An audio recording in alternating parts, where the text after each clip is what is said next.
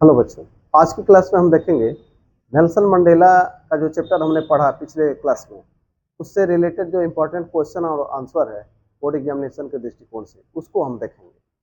तो पहला क्वेश्चन हमारा है, what is the greatest wealth of a nation in Mandela's opinion.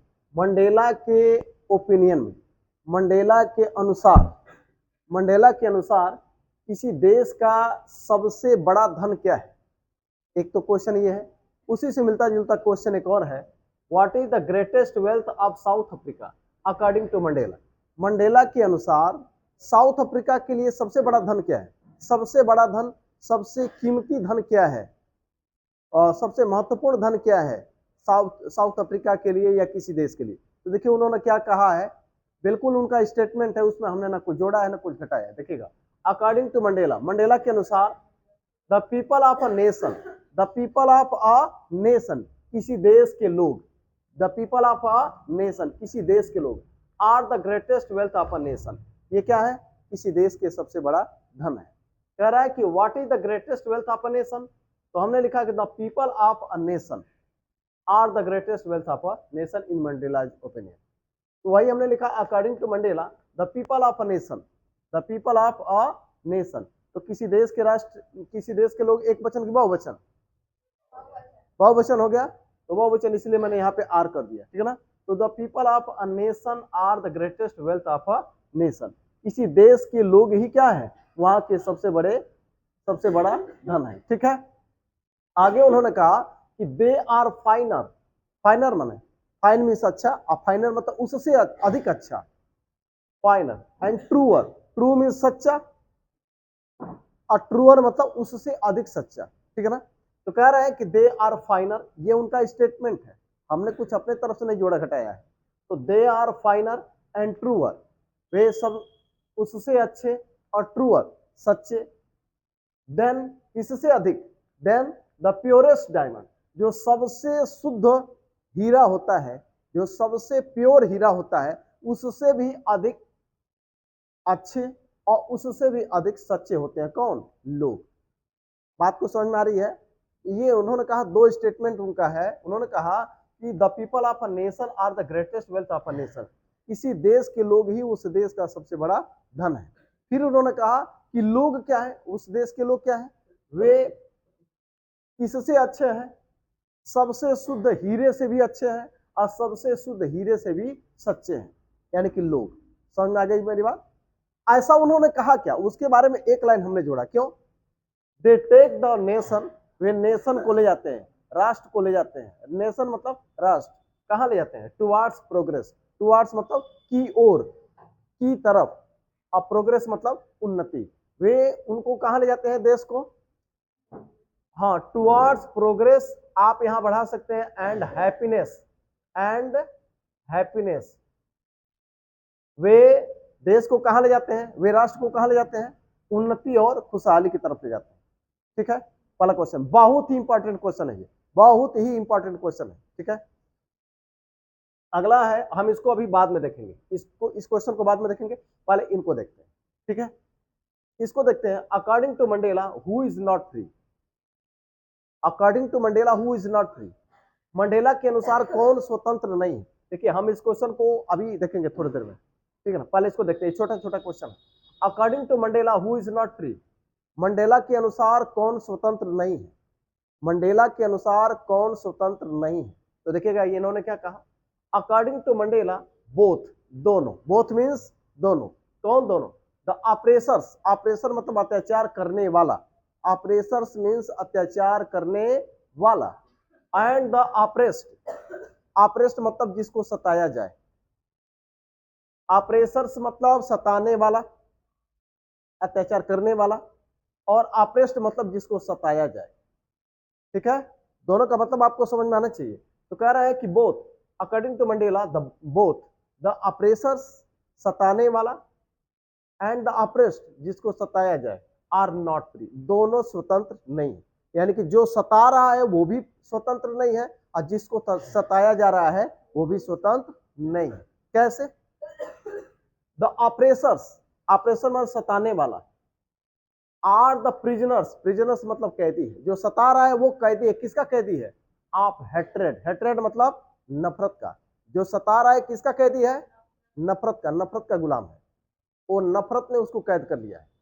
जो सता रहा है उसके अंदर नफरत भरा हुआ है, उसको नफरत से आजाद करने की जरूरत है। ठीक है, आगे बढ़े। कह रहा है कि द ऑप्रेस्ड, जिसको सताया जा रहा है वो, the oppressors are the prisoners of the oppression. आज जिसको सताया जा रहा है वो किसका कैदी है? अत्याचार का कैदी है। अत्याचार का कैदी है। भाई अत्याचार हो रहा है ना, तो उसको अत्याचार से आजाद करने की जरूरत है। समझ में आ गई मेरी बात? तो वो अत्याचार का कैदी है। अत्याचार का कैदी कौन है? जिसको सताया जा रहा है। और नफरत का कैदी कौन है? जो सता रहा है। ठीक है, तो दोनों को कह रहे हैं कि जो सता रहा है वो भी स्वतंत्र नहीं है और जिसको सताया जा रहा है वो भी स्वतंत्र नहीं है। तो अकॉर्डिंग टू मंडेला बोथ, दोनों, ऑपरेसर्स जो सता रहा है, ऑप्रेस्ड जिसको सताया जा रहा है, आर नॉट फ्री। अब मंडेला के अनुसार दोनों स्वतंत्र नहीं है। The oppressors are the prisoners of hatred. जो सता रहा है वो किसका गुलाम है? नफरत का गुलाम है, नफरत का कैदी है। आज जिसको सताया जा, the oppressed are the prisoners of oppression. आज जिसको सताया जा रहा है वो किसका कैदी है, किसका गुलाम है? अत्याचार का गुलाम है। ठीक है, वह अत्याचार ने उसको कैद कर दिया है, अत्याचार के कैद में कैदी है। ठीक है, अब आगे देखें। अब हमको क्या करना चाहिए? We should release. रिलीज मतलब आजाद करना, मुक्त करना। रिलीज मीन्स आजाद करना, मुक्त करना। ये बताने की जरूरत इसीलिए है ताकि आप हर एक शब्द को समझेंगे तो आपको लिखने पढ़ने में आसानी रहेगी।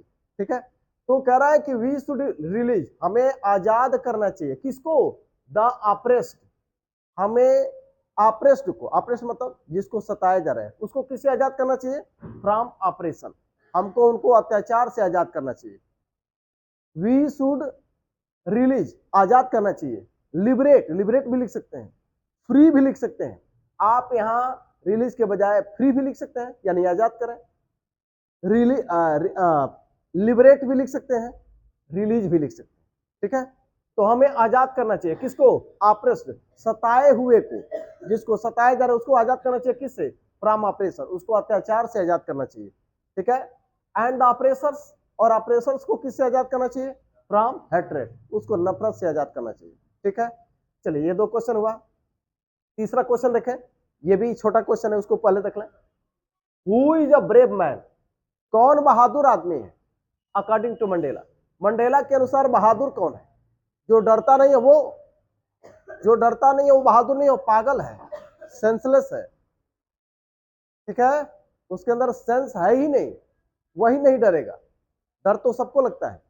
हाँ, कुछ लोग होते हैं जो डर को जीत लेते हैं, कुछ लोग होते हैं जो डर को नहीं जीत पाते हैं, वो डरपोक होते हैं, कायर होते हैं, और जो डर को जीत लेते हैं वो बहादुर हो जाते हैं। ठीक है, तो कह रहा है who is a brave man according to Mandela? Mandela के अनुसार, मंडेला के अनुसार बहादुर कौन है?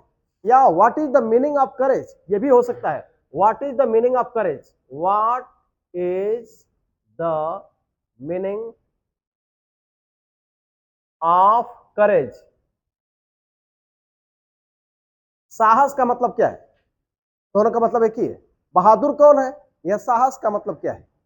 साहस का, हिम्मत का मतलब क्या है? जरा इसको देखिएगा। कह रहे हैं अकॉर्डिंग टू मंडेला, मंडेला के अनुसार अब्सेंस ऑफ फियर। अब्सेंस मतलब अनुपस्थिति। अनुपस्थिति समझते हैं, जो है ही नहीं, जो नहीं है वही अनुपस्थित है। तो अब्सेंस ऑफ फियर, डर का न होना, इज नॉट करेज। डर का न होना ये साहस नहीं है। डर ही नहीं है इसका मतलब कि ये तब ये साहस नहीं। ये क्या है? ये एक तरीके से बोधहीनता है। बोधहीनता, हमको हमारे अंदर किसी चीज का बोध ही नहीं, हमारे अंदर किसी चीज का सेंस ही नहीं। ये तो वही होगा जिसके अंदर सोचने समझने की क्षमता न हो, उसी को डर नहीं हो सकता है। ठीक है, अब्सेंस ऑफ फियर, डर की अनुपस्थिति साहस नहीं है। डर का न होना साहस नहीं। तो क्या है साहस? साहस क्या है? इट इज, इट किसके लिए है? करेज के लिए। इट इज, या आप यहां लिख सकते हैं courage is overcoming the fear. Overcoming मतलब जीतना। किसको जीतना है? The fear. डर को जीतना ही क्या है? साहस है। डर को जीतना ही क्या है? साहस है। It is overcoming the fear. ये डाल लीजिए, ये भी क्वेश्चन बहुत इंपॉर्टेंट, बहुत इंपॉर्टेंट क्वेश्चन। समझ आ गई मेरी बात? ये क्वेश्चन पूछा जा सकता है। It is overcoming the fear. Courage क्या है? डर को जीतना।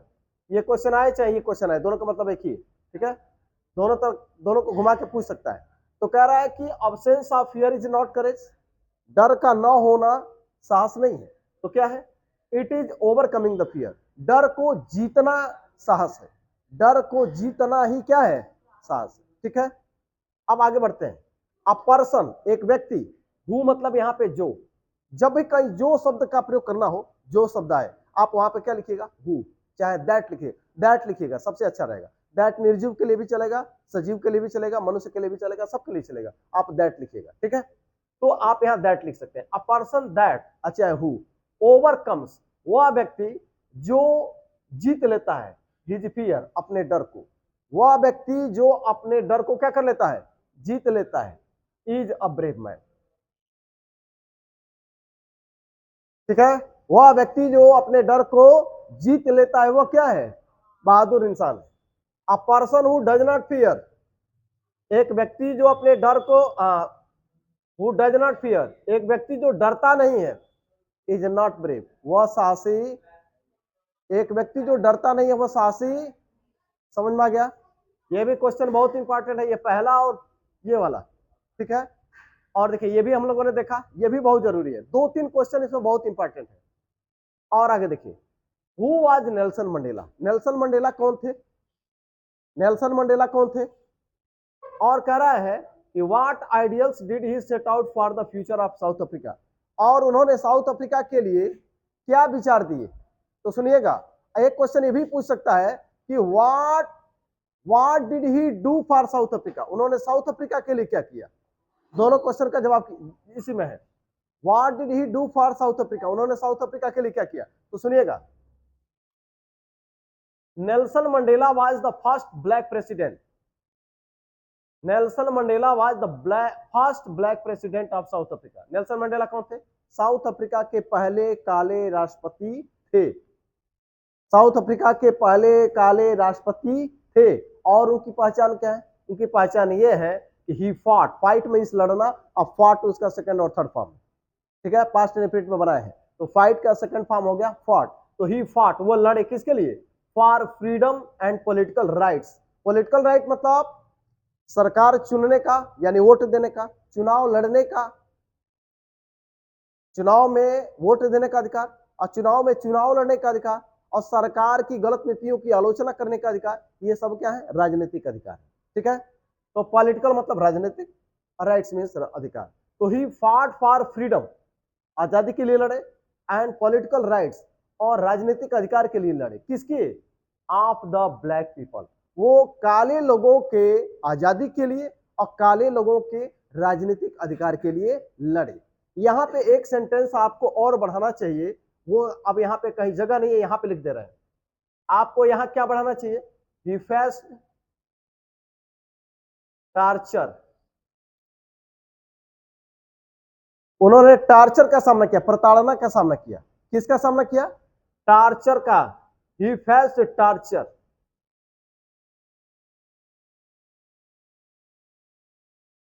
ठीक है? उन्होंने प्रताड़ना का भी सामना किया, लड़े तो जेल में भी तो रहे। तो he remained in jail for 27 years, 27 साल जेल में रहे, ठीक है? ही फेस्ड टार्चर, प्रताड़ना सहा, ये सब उनकी पहचान है। हु इज नेल्सन मंडेला, उसका ये पहचान है, ठीक है?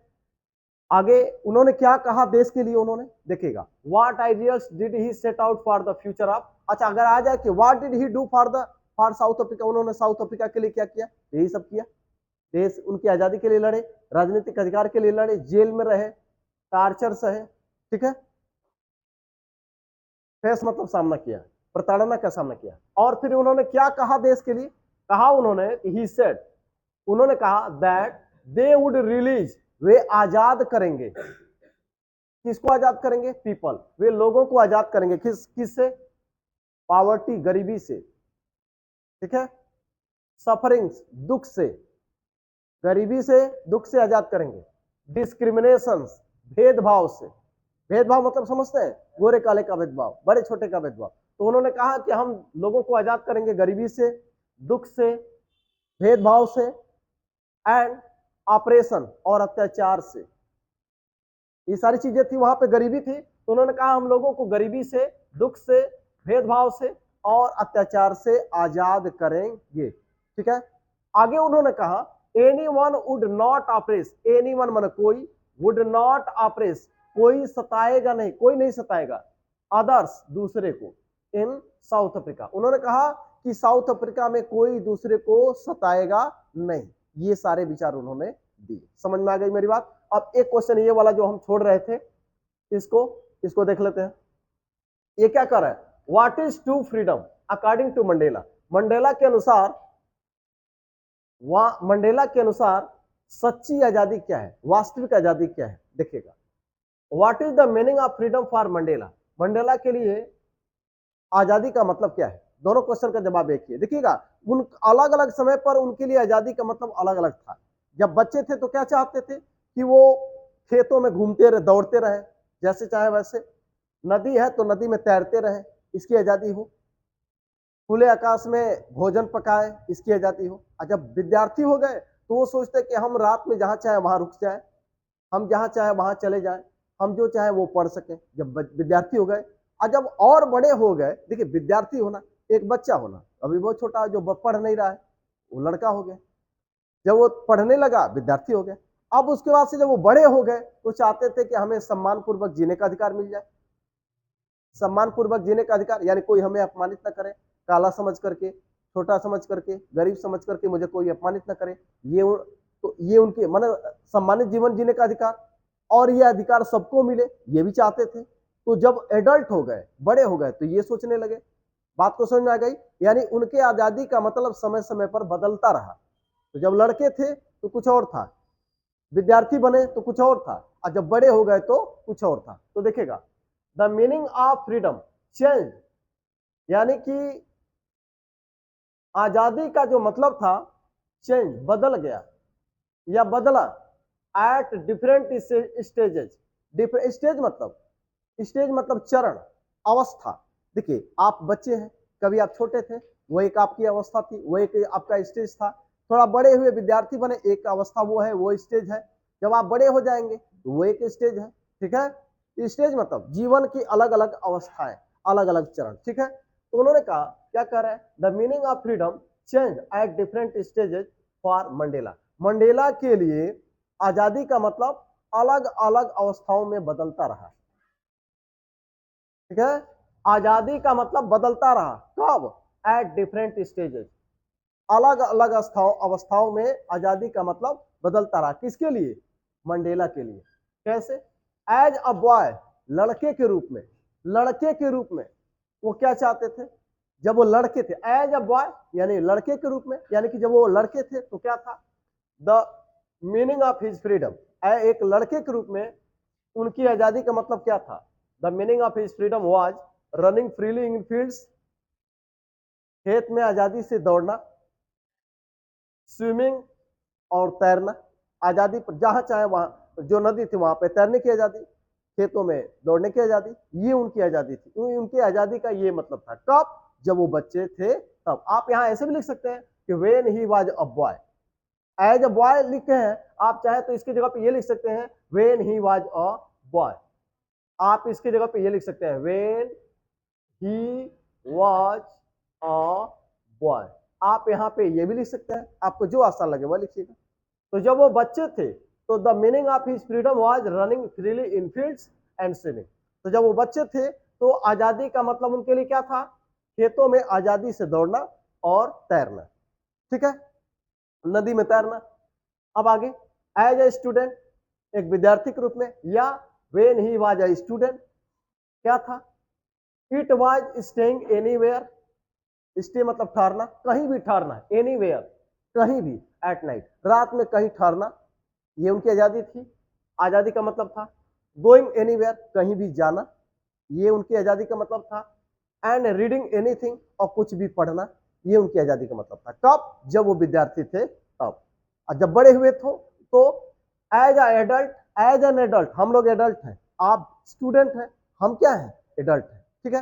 तो कह रहा है कि एज एन एडल्ट मतलब जो बड़े हो चुके हैं, उम्र में जो बड़े हैं, जो उम्रदार है वो एडल्ट है। तो एज एन एडल्ट, एडल्ट के रूप में, या when he was an adult, ठीक है, when he was an adult. Freedom was, freedom क्या था, living a respectful life, living माना जीना या रहना, रेस्पेक्टफुल माने सम्मानित, लाइफ मीन्स जीवन, सम्मानित जीवन। हमारे लिए आजादी क्या है, सम्मानित जीवन जीने का अधिकार, ठीक है। फिर और he wanted freedom for every person, और वो क्या चाहते थे, ही वांटेड फ्रीडम, वो आजादी चाहते थे, किसके लिए, फॉर एवरी पर्सन, हर व्यक्ति के लिए आजादी चाहते थे, ठीक है। तो ये रहा आपका, इसमें ये कंप्लीट हुआ।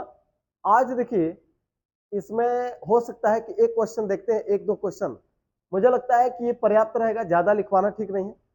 जो इंपॉर्टेंट क्वेश्चन है, ठीक है, उसको हमने कवर करने का प्रयास किया है।